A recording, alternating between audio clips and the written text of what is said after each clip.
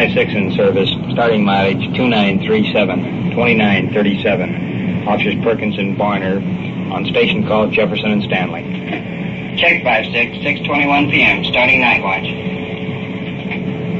This is Don Reed, and I'm the police recorder riding with this detective unit on the call. The sounds you are listening to are authentic. Now, where are we going? What are we going to do? Well, I can't answer that question because it hasn't happened. But you're going to ride with us tonight and just listen while the cases unfold. Now, remember one thing. The people you hear are not actors. This is it. This is real. This is what happens on the Night Watch. Night Watch. The actual on-the-scene report of your police force in action. There are no actors. There is no script. Every voice, every sound is authentic. The investigations are recorded as they actually occur. Night Watch, presented with the cooperation of the Police Department of Culver City, California. W.N. Hildebrand, Chief. We switch you now to car 5-6 on patrol, and your police recorder, Don Reed.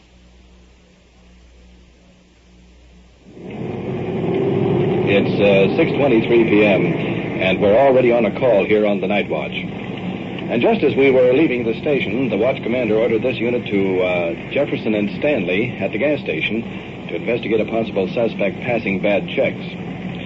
Well, as I understand the situation, one of our uniformed cars has the suspect in custody at the scene. So in just a matter of seconds, we'll be there.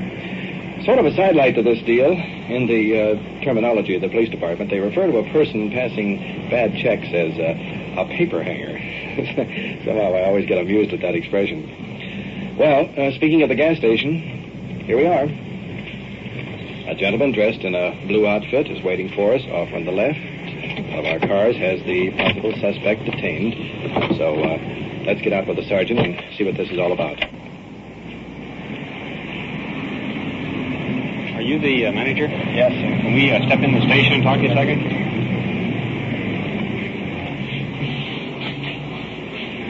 I understand you had some bum checks passed here. Can you tell us a little something about it? Yes, I can.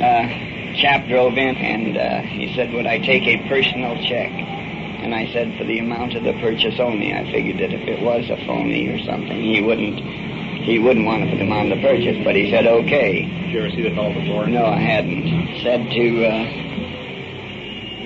go ahead and fill the tank up. And so I was filling it up, and he mentioned that he had been in here a year ago, and I cashed a check for him then, and also he'd been in 3 months ago in a different car, and I cashed a check then. So I did at that time begin to get a little suspicious of him. But I couldn't figure his ways of getting the extra money. Mm-hmm. He said, well, while you got it here, go ahead and lube and drain it.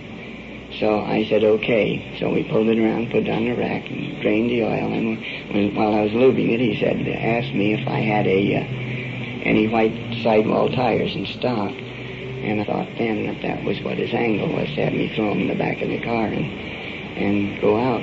So I told him, no, I didn't have them. I'd have to order them. So he said, well, do you run the wash rack? I said, no. That belongs to another party that you'll have to take it back and have it washed. So when we dropped it down, he wrote out the check for me and then turned around, took it back to the wash rack. And while it was in the tunnel or through the process of being washed, I called the Pasadena branch of this bank that he gave me the check on. And they took several minutes. And then they finally come back and told me it wasn't any good. Mm-hmm. So he came up here and I told him his check wasn't any good. Asked him what he was going to do about it. And he said, okay, something's gone wrong. He said, I'll pay you for it. So he took out his pocketbook and he had around $3 in it. And he said, well, you take this and take my spare tire and I'll be back in a little while. And I said, no, you leave the car and then come back, bring me back the money. He said, well, okay, I'll be back here in an hour and give you the money. And he said, so keep the car here.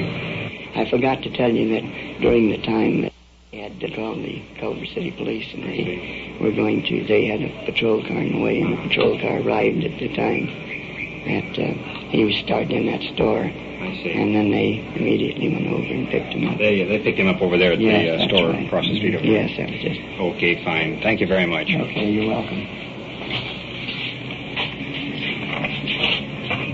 out here on the street again, and sitting across in one of our cars, I see the suspect in the back guarded by an officer. Apparently he's handcuffed. I can see his hands twisted in behind his back. So from here, let's go on down to police headquarters and follow through with this investigation.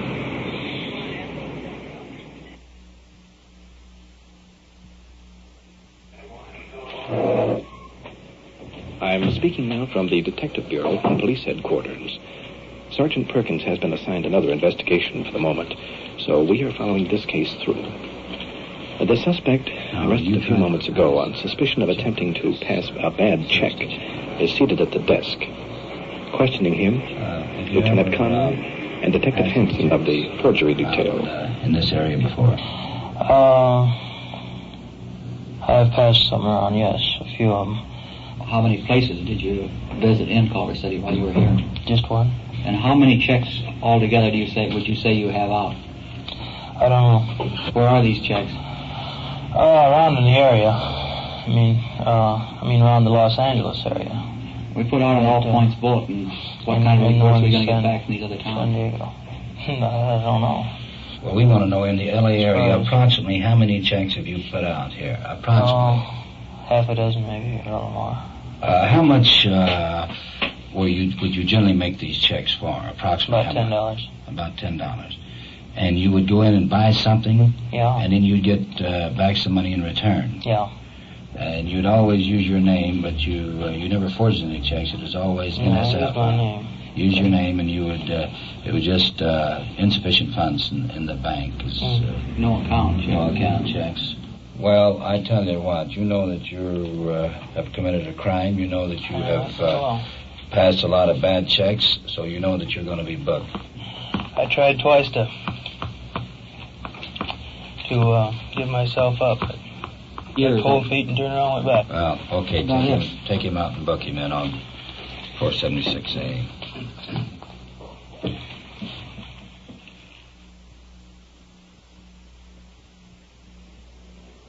It's 8:42 p.m., and we're here in the cell block at the police station. Well, since we're not quite ready to go back on patrol at the moment, there's a couple of questions that I'd like to ask this suspect, sort of off the record. So let's go over and have a talk with him.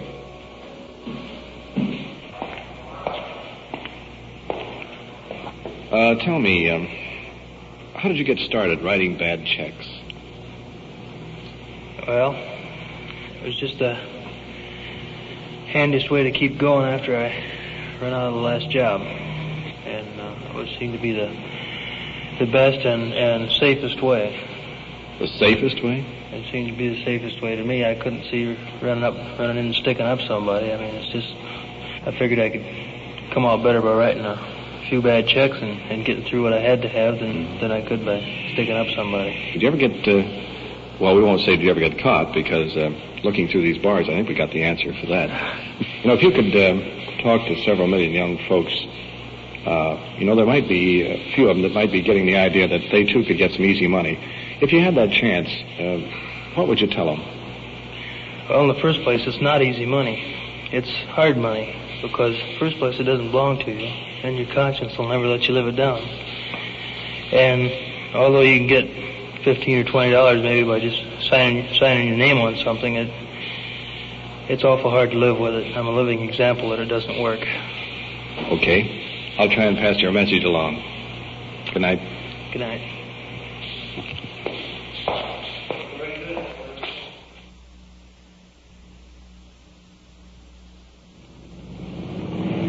We've just received a call of a possible attempt suicide in the car, so we're rolling right now. Now, this call sort of caught us off guard. Well, we were just pulling into a drive-in to have dinner. The sergeant picked up the phone to request code 7, and bang, here we go. Looks like dinner will have to wait a while. We've had in our siren, rolling code 3. 5-2, come in. Here comes a call on our speaker. 5-2, go ahead. 5-2, at Culver and Globe. Attempt suicide. I'm notifying the fire department now. You heard Control 1 advise fire department notified. Means sending inhalator. Also, Unit 5-2, one of our uniformed cars, is running with us. We'll be there in just a matter of seconds now. As we approach each intersection, that siren hits such a high peak it's almost impossible to talk.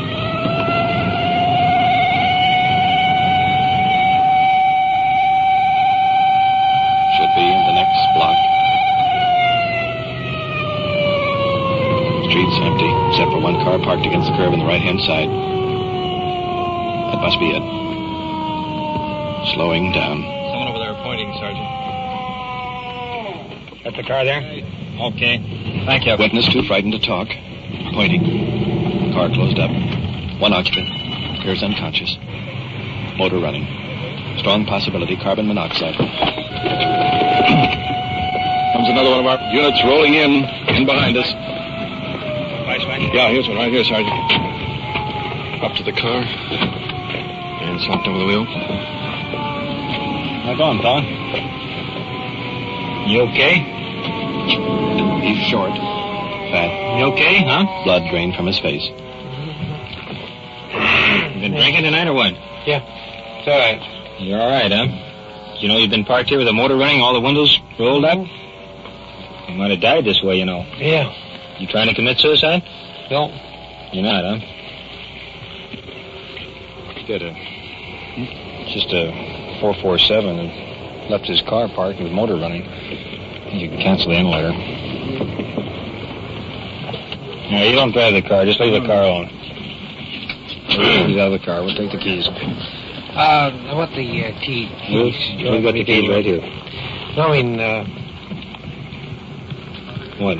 the other deal. I put the keys in there where I put the other speaker. You did what? I mean, put the keys in there where I put the other speaker. What speaker? You want 3 of them? You want, What, are you selling them? No. let's come on. You'll work. Yeah. No, I was supposed to put in another speaker. Supposed to put another speaker where? In the office. No. Not the office, but over in this room. You know what time it is? Too late. You know where you are? Mm-hmm. Where? Bakersfield right now. Or where? No, not Bakersfield, but out of Fresno. Fresno? Just for the records, Fresno's about 275 miles north of here. Have you ever heard of Culver City? Yes, Culver City. That's where you are now. We're close to home. Okay, Ellis, here's his keys. You better take him in and book him on drunk auto. Nice little place Let's get back to our car. Oh, wait a minute. Come on, we'll put you to bed. No, wait a minute. Put you in the station. No. 560 Control 1, clearing the attempt suicide. 447A. 5-2 has subject in custody. 1056, 10:15 p.m.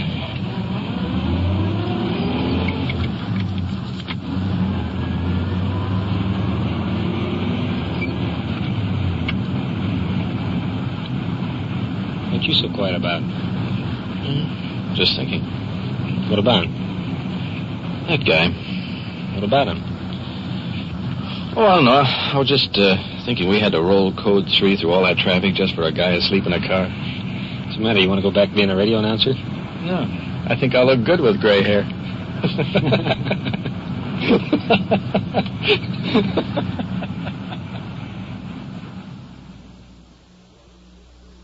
You are listening to Night Watch and following the activities of a detective unit on their tour of duty. The people you hear are not actors. Every voice, every sound is real. Investigations are recorded as they actually occur. We'll give you the final results of tonight's cases at the conclusion of The Night Watch. We all know that insurance is a pretty important thing to have. We insure our homes, our cars, even our lives. Today, more than any other time in our history, we need country insurance. That's right, we need an insurance policy that will cover everything we own, including our lives, from the total destruction of an atomic war. That insurance is the Ground Observer Corps. Find out how you can become a member of the Ground Observer Corps by calling your information operator today. And now we switch you back to Detective Unit 5-6, now on patrol in the field, and to Police Recorder Don Reed.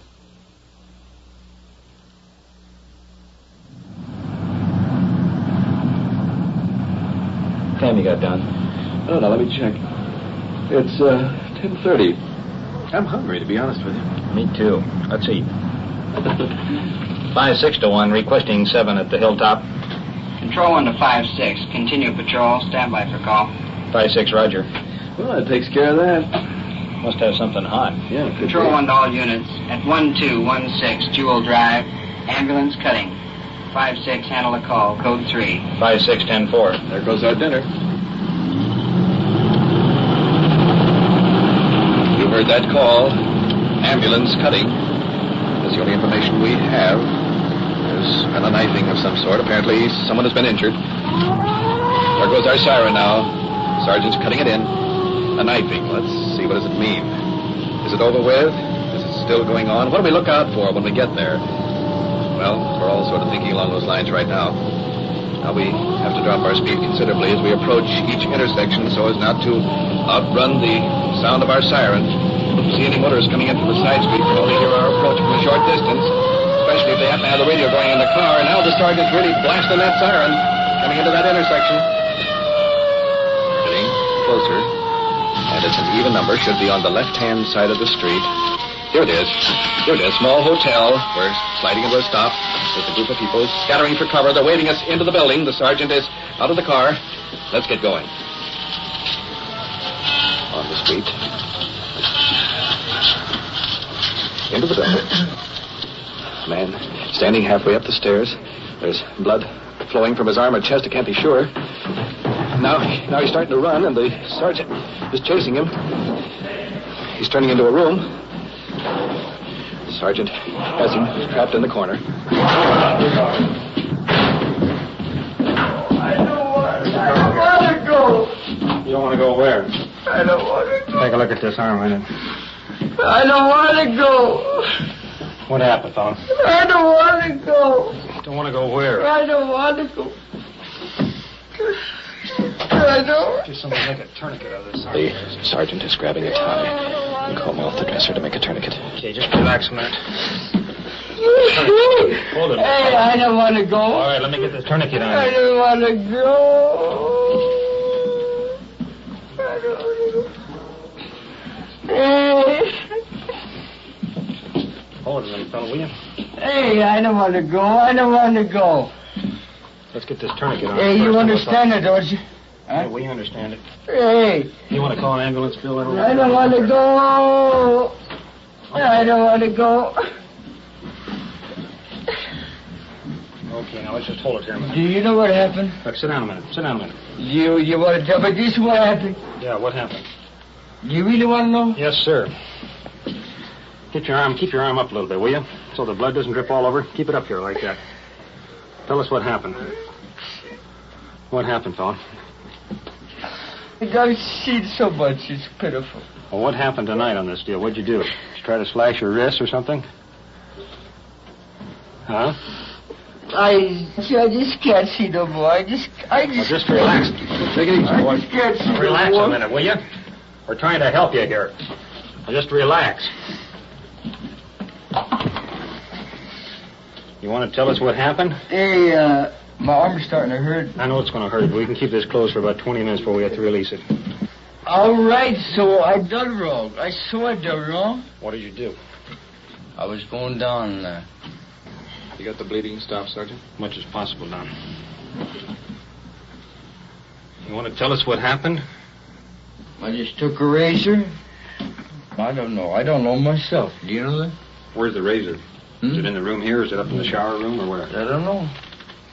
Don't let that... Just sit down, relax. Okay. Just hold it right there.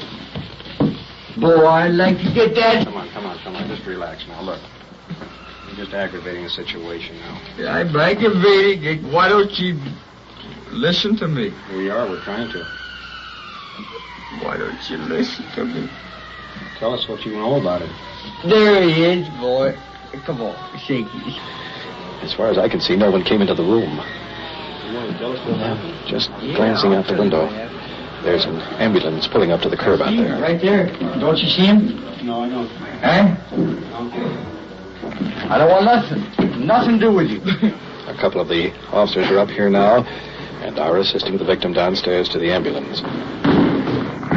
Sergeant, can you make anything out of this? I've got some ideas, Don. One thing we know for sure, those wounds weren't self-inflicted. Somebody's been working that fellow over with a razor blade. You can say that again. Let's get over at the am and see if he gets in there okay. Roger. Down on the street. The officers are having a difficult time getting the victim on a stretcher. Fine. All lay down. Fine. Now, well, that's good enough, ain't it? I mean, now, what more to expect? Ain't there a... Slide right down there. Can you take him up a little bit further? Yeah, slide up this way, man. Slide up. That's I can slide up more than you ever saw. All right, put your foot down there, fellow. Let me out of here. It's apparent the victim is entering shock, whether he realizes it or not. He's lost a lot of blood. His face is very, very pale. I wonder if you'll ever know how lucky he is we arrived in time. Hey, that's fine.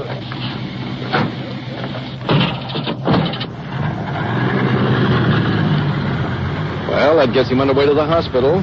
Officer Ross is riding with him to keep him under control. That takes care of that. Where do we go from here, Sergeant? Let's get back inside, Don, find out what really happened. Roger. Well, we have a possible witness here, so let's follow along and see if we can pick up any information. He came and he knocked on my door.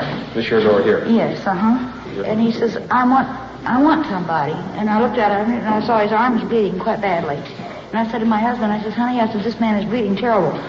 And so he tried to put a tourniquet on it, and he couldn't do it. So he goes back upstairs and he says, I want help. He's here where he threw blood on me, clear from upstairs, downstairs. Do you know who he is or how long he's lived here? No, I don't. But I do know this much. Look down here by this rat pack. You're going to find a bunch of them down here. What rat pack? Where? Don't say anything. Where? Right here. He didn't cut himself with a razor. He was cut with a knife. Now, who cut him? He was cut out front.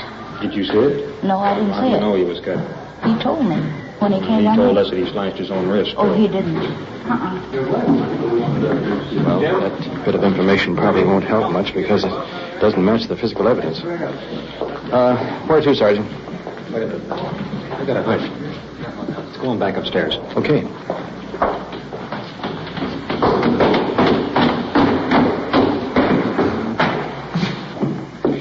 See this blood along here, Don? Yeah.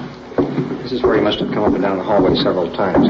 Yeah. Check this room here. There's a pool of blood in front of it right here. There's a lot more here than there was down farther. You can say that again. This isn't his room either. Wait a minute, let me check the door. It's open. Is it? Yeah. Let's go in. Entering the room. Man, slumped over on the bed. Everything is just covered with blood. There's a razor blade on the nightstand next to him. Is he alive, Sergeant? Yeah, he's alive. This is apparently where the fight started. I'll wake him up in a minute. Let's look around a minute first. We had a pretty good fight. They put all over the wall, splattered on the wall and the windows. A pool of blood down here. Yeah. Hey, right here, I got the same information. This is the guy. Yeah, I know. 37, this is the room? There's a razor in the glass here. Get up, mister. We're police officers. Yeah, we want to talk to you. What was the fight all about? Don't have any. You don't have any what? Fight. What's the blood on the floor? What's the razor doing in the glass over here with blood on it? There's the blood on the walls over here and on the sheet there. There's the blood on your arms. You want to tell us about it? Oh, yeah, sure. I'm a police officer, yes. Well, That's a police officer there with a uniform on, too. What was the fight all about? You don't know. Come on, let's go. On your feet. Let's go. Well, I haven't done nothing. Officer Bernard and Sergeant Perkins are now putting the handcuffs on the suspect. Go on, quiet. You're under arrest. Take him in the station, will you? And book him.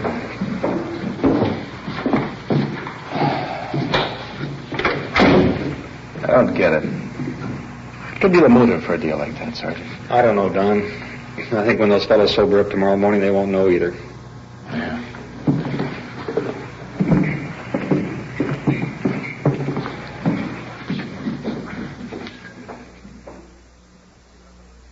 You have been listening to an actual case of your police force in action on The Night Watch. This investigation was recorded as it happened. And now, back to police headquarters and Chief W.N. Hildebrand.